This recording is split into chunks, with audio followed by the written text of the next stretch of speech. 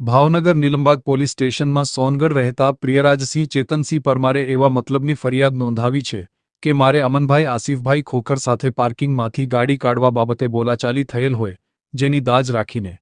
બીજા દિવસે કોલેજથી પરત જવાતે અને તેના મિત્ર હર્ષદ ચૌહાણ એક્ટિવા પર નીકળ્યા ત્યારે યુનિવર્સિટી કેમ્પસમાં આર.ડી. ઝાલા ગ્રાઉન્ડની બાજુમાં રોડ ઉપર પહોંચતા ત્યાં અમારી કોલેજમાં અભ્યાસ કરતા અમનભાઈ આસિફભાઈ ખોખર,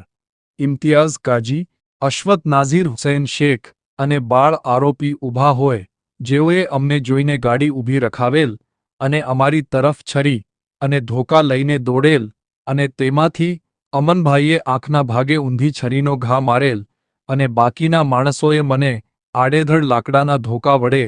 મારવા લાગતા મારો મિત્ર હર્ષદભાઈ ચૌહાણ વચ્ચે આવતા ઇમ્તિયાઝ કાજીએ તેને પણ આંખના ભાગે અને શરીરે મૂઢ માર મારેલ હોય, જેથી બૂમાબૂમ થતાં આજુબાજુના માણસો ભેગા થઈ જતા છોડાવેલ। આ સમયે આ લોકોએ જતા જતા અમોને કહેલ કે આજે જવા દઈએ છીએ, પરંતુ જો હવે પછી કોલેજમાં કંઈ બોલીશ તો જાનથી મારી નાખવાની ધમકી આપી જતા રહેલ અને સારવાર માટે સર.ટી. હોસ્પિટલમાં ખસેડવામાં આવ્યા હતા, જ્યાં પ્રાથમિક સારવાર આપી રજા આપતા 4 સામે ફરિયાદ નોંધાવી હતી, જે ફરિયાદ નોંધાતા પોલીસે ચારેય આરોપીઓને ઝડપી લીધા હતા। જો કે આ ઘટના બનતા ચકચાર મચી જવા પામી છે અને એબીવીપીના કોલેજના પ્રમુખ હોવાનું બિનસત્તાવાર જાણવા મળ્યું છે।